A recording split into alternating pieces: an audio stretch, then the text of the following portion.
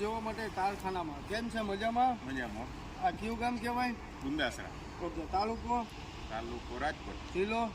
જિલ્લો રાજકોટ. ઓકે. આ જગ્યાએ આપણે નિશાન મારી છે, સિંગર પટ્ટો છે. આની અંદર 700 ફૂટ બોર કરવાનો હોય. 700 ફૂટ બોર થાય એટલે 1.5 થી 2 પાણી થવાની શક્યતા છે. અંદાજે ગાડી કેટલા દિવસમાં આવશે? અઠવાડિયે. ઓકે. અઠવાડિયામાં ગાડી આવશે કે વિડીયો પાછો આવશે પાછો આપણે મૂકશું.